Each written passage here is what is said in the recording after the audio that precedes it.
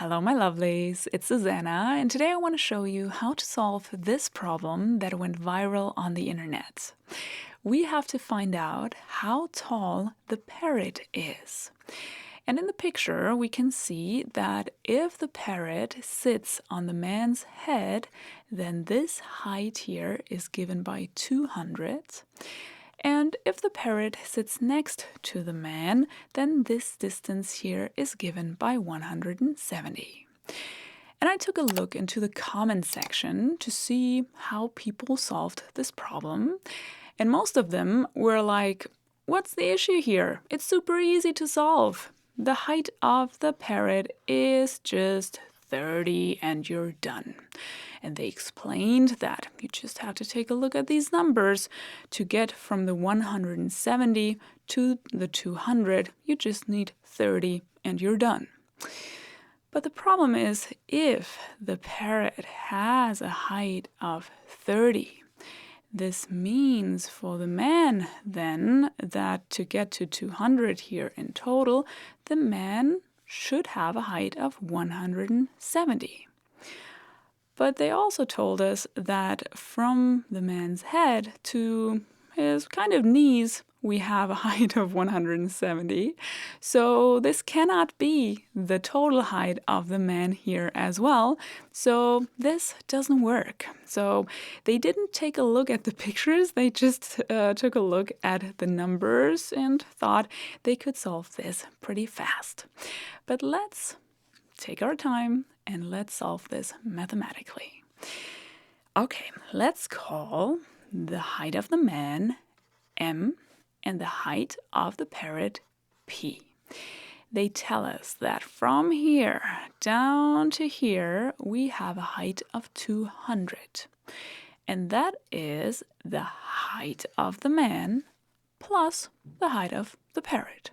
So if I add these two, if I take my M and add it to the height of the parrot, then I get 200 here in total. So we found the first equation. Because we have two variables, it would be great if we could get a second equation from this picture here.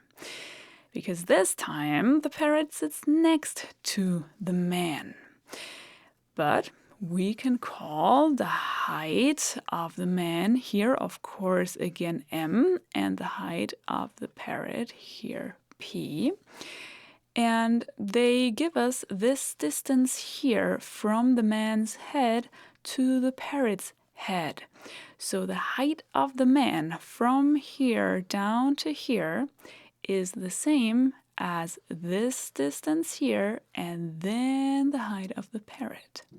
Which means that the height of the man, if we write it as an equation, is the same as the 170 plus the height of the parrot. And now we've created a system of equations.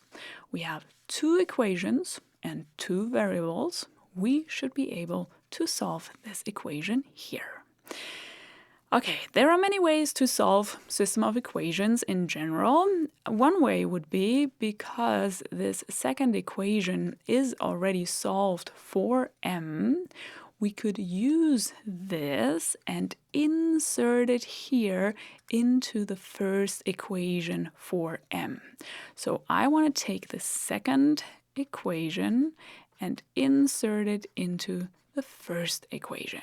What do we get then here in the first equation? Instead of M, we are going to insert this expression here. So instead of M, we have 170 plus the P. Then we have plus P here from the first equation, and then the 200 on the other side. Now we only have one equation, and only P is in here, so let's solve for P. We can add these two so that we have the 170 and P plus P is 2P.